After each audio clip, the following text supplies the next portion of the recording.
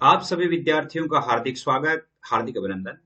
प्रिय विद्यार्थियों, बहुत सारे विद्यार्थियों का कमेंट्स पढ़ के बहुत सारे विद्यार्थी ये इच्छा जाहिर करते हैं कि सर हमें एक टॉपिक जरूर बताएं।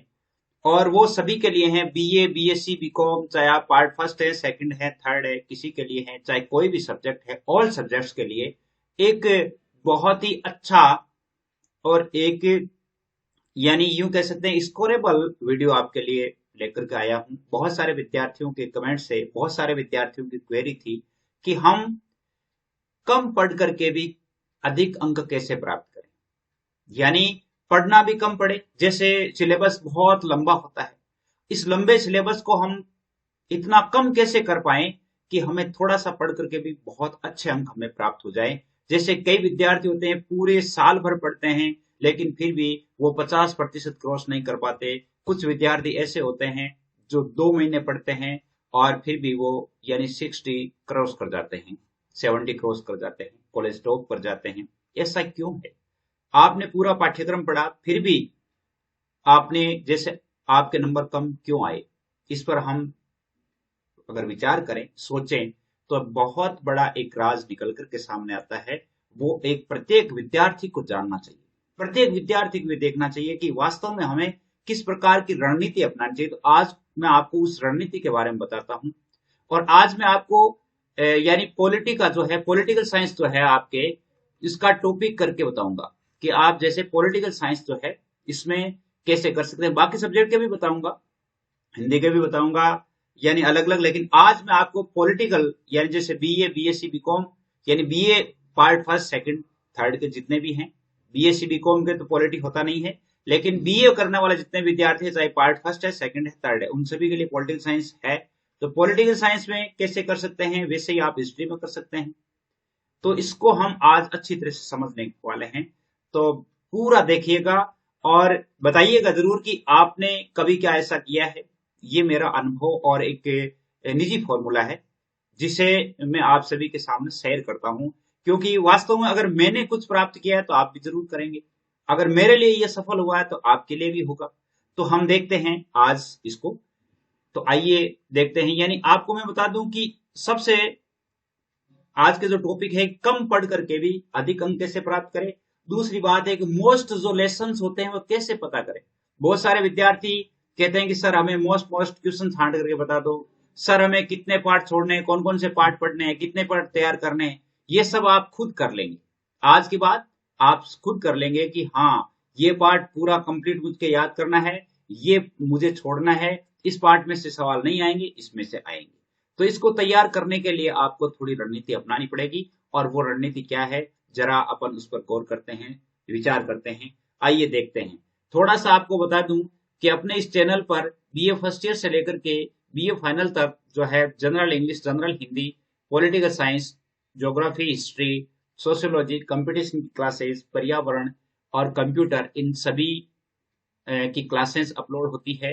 जैसे मॉडल पेपर भी अपलोड होते हैं। तो बहुत सारे विद्यार्थियों ने यानी बहुत अच्छा रेस्पॉन्स भी दिया है। चैनल यदि पसंद आए तो सब्सक्राइब कीजिएगा ताकि जब भी वीडियो बनता है तो उसका नोटिफिकेशन आ जाए।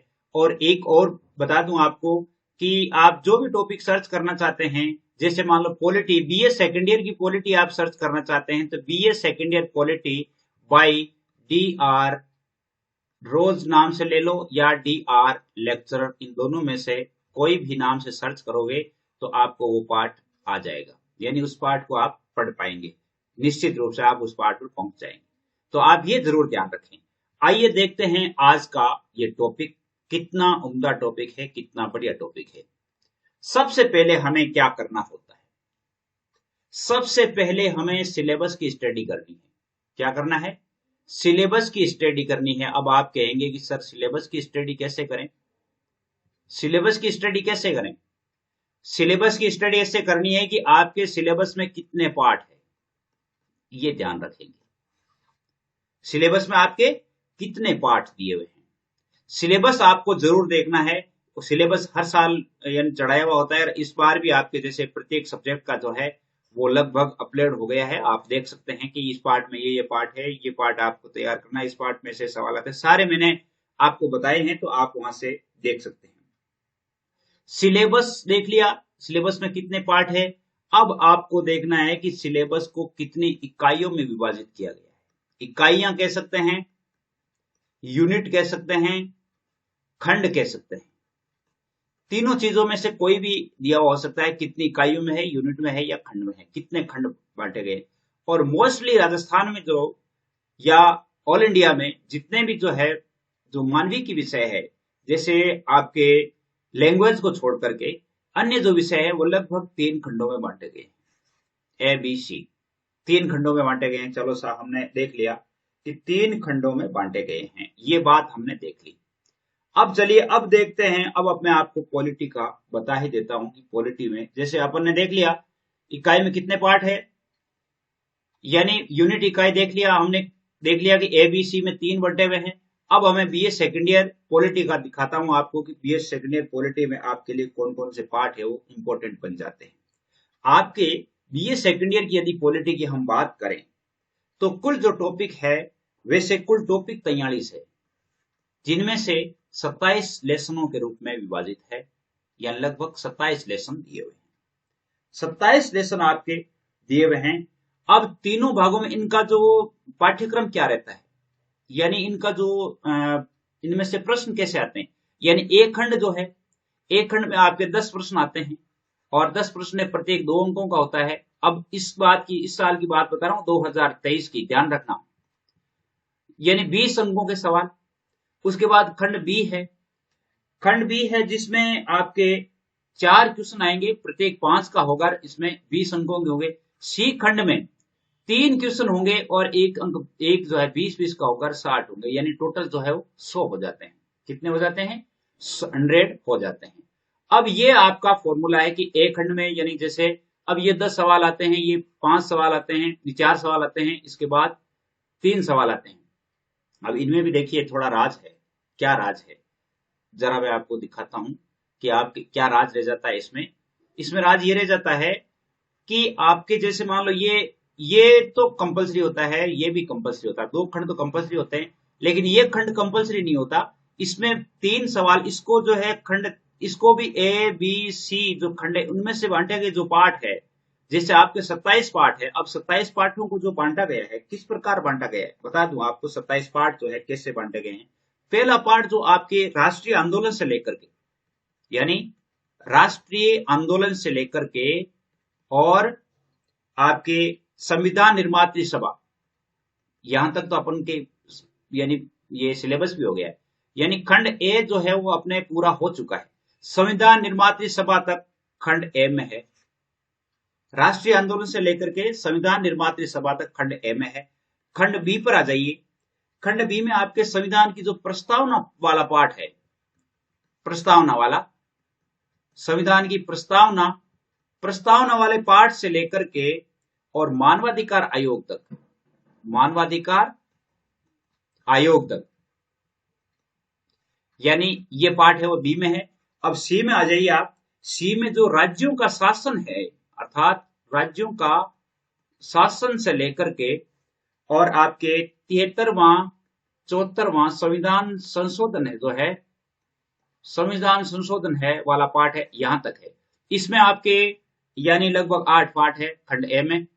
खंड बी में आपके लगभग 13 पार्ट हैं और इसमें जो है लगभग 7 या 8 पार्ट इसमें हैं। कुल मिलाकर के 21, 7, 28 यानी 27, 28 पार्टों में ये विभाजित है। चलो साहब, 27, 28 पार्ट बहुत होते हैं। इतने पार्ट यदि हम याद करें तो, अगर मान लो आपकी, इसके बारे में भी हम बात करेंगे कि आप क्या बनना चाहते हैं, वो बात अलग है। लेकिन जो विद्यार्थी जैसे मानो टारगेटेबल करते हैं कि मुझे परसेंटेज बनाने हैं, यानी अधिक, और जैसे बहुत सारे विद्यार्थी ऐसे जिनको टाइम नहीं मिलता, समय पर टाइम नहीं मिलता और फिर वो पीछे रह जाते, तो उनको है ना, यानी सिलेबस को टारगेट कैसे किया जाता है उसके बारे में हम बात करते हैं। चलो हम यहां तक आ गए कि ABC खंड में विभाजित है, ये ABC खंड में आ गए। ABC खंड के बारे में आने के बाद में आपको पता है अब आप क्या करेंगे। आपके 27 पार्ट हैं, ठीक है, 27 पार्ट हैं, जिनमें से आपके सवाल कितने आते हैं, यानी 10 तो उसमें आ गए पहले वाले में, और यानी 5 इसमें आ गए, और सी खंड में 3, 3 2 6, यानी अथवा वाले होते हैं, 3 पार्ट होते हैं लेकिन अथवा में होते हैं, तो 6 प्रश्न आ जाते हैं। 10 5 15 6 21 पार्ट जो है, 21 पार्टों में से लगभग सवाल आ जाते हैं। कितने पार्टों में से आगे? 21 पार्टों में से। अब आपको ये छोड़ना है पहले वाला, पहले को आपको नहीं देखना है, पहला जो पार्ट है इसको नहीं देखना है। ये लघुतरात्मक होता है और ये निबंधात्मक होता है। लघुतरात्मक होता है जो लगभग आपके अधिकतम 150 शब्दों में होता है, ये अधिकतम 500 शब्दों में होता है, 20 नंबर वाला। अब ये प्रश्न देखने हैं 5 और 6 11, यानी ये 11 पार्ट में से है। अब 11 पार्ट जो है, अगर मान लो 27 में से 11 पार्ट चले जाते हैं तो लगभग 16 टॉपिक रहते हैं। 16 टॉपिक हैं, वो पार्ट नहीं है, 16 टॉपिक रह जाते हैं। 16 टॉपिक में से आपको देखना है। कितने टॉपिक में से देखना है? 16 टॉपिक में से देखना। अब कैसे देखना है? अब ये ध्यान रखेंगे आप, जैसे मान लो जो 6 पार्ट आए हैं, कौन से? बड़े वाले। सबसे ज्यादा बेटर तो बड़े वालों का होता है। उनमें से जो इस जस्ट जो पार्ट वाले हैं, जस्ट जैसे इसी साल के हैं, जैसे मान लो 2022 में जिन 6 पार्टों में से सवाल आए हैं, वो पार्ट एक बार आप छोड़ दीजिए, एक बार आप छोड़ दें। 6 पार्टों के अलावा आपके 15 पार्ट बच जाते हैं। अब ये जो 6 पार्ट हैं, इन 15 पार्टों में से आपके बड़े सवाल आ जाते हैं। कितने? जो बड़े सवाल आएंगे वो इनमें से आएंगे। अब इनमें से भी क्या है कि इनमें से भी आपको क्या करना है, जो पार्ट आपको अच्छी तरह से आता है, यानी जो पार्ट आपको अच्छी तरह, ये जो 15 पार्ट है, इन 15 पार्टों को बहुत ही अच्छे से पढ़ना है, बहुत ही अच्छे से पढ़ना है। अच्छे से पढ़ने के बाद आपके कोई समस्या नहीं। वैसे आपके पास सीरीज होती है, आजकल बहुत सभी विद्यार्थी लगभग सीरीज लाते हैं, और अपने चैनल से भी जो है, यानी हर साल जो है मुख्य जो प्रश्न होते हैं, यानी एक खंड में आने वाले लगभग 200 से 300 प्रश्न जो है वो मैं निकालता हूँ। 200 से 300 प्रश्न आपके लिए दिए जाते हैं जो खंड ए के लिए होते हैं। खंड ए में जो प्रश्न है उनमें से 200 से 300 प्रश्न, जिसके लगभग 3 वीडियो जो है वो जारी होते हैं। और आपके जैसे लघुतरात्मक है, तो लघुतरात्मक के जो मैंने है लगभग इन पाठों को आपको अच्छे से पढ़ना है। अब जैसे मान लो लघुतरात्मक वाले हैं, तो लघुतरात्मक के लिए भी यानी लगभग जो है 50 क्वेश्चन है वो डाले जाएंगे। और जो निबंधात्मक है, निबंधात्मक के लिए आपको 20 प्रश्न है वो आपके लिए डाले जाएंगे जो मोस्ट होंगे। ये आपका पढ़ा रहेगा। वैसे पूरे पार्ट आपको पढ़ाए हुए हैं, पार्ट वैसे चल ही रहे हैं। जैसे इकाई फर्स्ट तो आपकी पूरी हो गई। अब आप कोई भी पार्ट जो है अच्छे से देखना चाहते हैं तो उस पार्ट को आप आराम से देख सकते हैं। तो यदि वो 15 पार्ट यदि आप अच्छे से तैयार कर लेते हैं, 15 टॉपिक, तो आपके 100% जो है वो क्वेश्चन आप हल कर पाएंगे। कोई बड़ी बात नहीं है। यानी जो पिछले साल आए हैं उन प्रश्नों को छोड़ करके और अलग से जो प्रश्न बनते हैं उन टॉपिक को छोड़ दीजिए।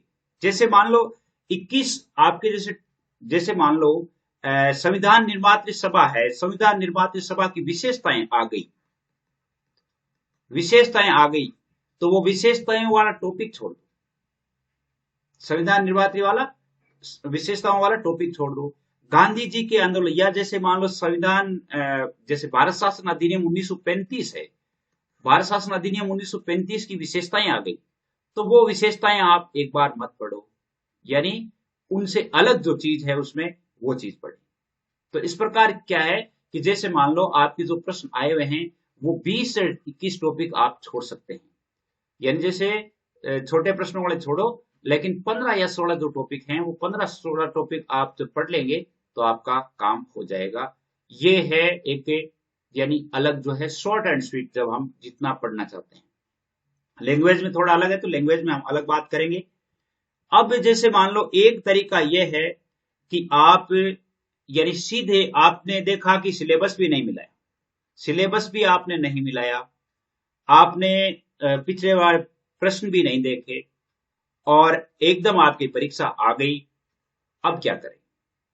अब क्या करें? तब आपको क्या करना है, यानी जो क्वेश्चन आपको अच्छे से आते हैं, अर्थात जब आप जैसे फर्स्ट ईयर कर ली है, आपने 12th कर ली है, तो निश्चित रूप से आपको बहुत सारे टॉपिक आते भी हैं। अच्छे से जो टॉपिक आते हैं उनको ही तैयार करें, पूरी पढ़ने की जरूरत नहीं है आपको। ए, बी और सी उन खंडों में से आप अपने हिसाब से लगा लीजिए, आप अपने हिसाब से आपकी सीरीज जो होती है उसमें से तो मोस्ट वगैरह प्रश्न भी दिए होते हैं कि ये प्रश्न मोस्ट है, आप वो लगा लीजिए। अब जैसे मान लो कोई प्रश्न आ गया जो आपका पढ़ा हुआ नहीं है, लेकिन उस प्रश्न को आप अटेंड करें अवश्य ही अटेंड करें, और अटेंड करने के साथ साथ पहले प्रश्न को समझें, समझ करके उसके अनुरूप लिखें। ऐसा नहीं कि जैसे मान लो पूछ रहा है कि जयपुर की जैसे राजस्थान की राजधानी कहाँ है, हमें जयपुर बतानी है और हम क्या बता रहे हैं, अलग ही चीज बता रहे हैं। ऐसा नहीं, तो हमारा जो उत्तर जयपुर के इर्द गिर्द होना चाहिए, हमारा जो इर्द गिर्द होना चाहिए, मतलब हमारे जो विचार है वो राजधानी से संबंधित होना चाहिए। राजधानी क्या है, राजधानी के बारे में सारी बातें होनी चाहिए। कहने का अर्थ है कि भारत शासन अधिनियम 1935 की के बारे में मान लो पूछ लिया, तो भारत का शासन करने के लिए 1935 में जो अंग्रेजों के जो नियम क्या हो सकते हैं, आपने ये कहीं ना कहीं पढ़ा है। तो निश्चित रूप से अगर आप देखेंगे तो आपको श्योरली आपके नंबर कम नहीं होंगे, पूरे होंगे। दूसरी बात, आपका लेखन स्पष्ट होना चाहिए।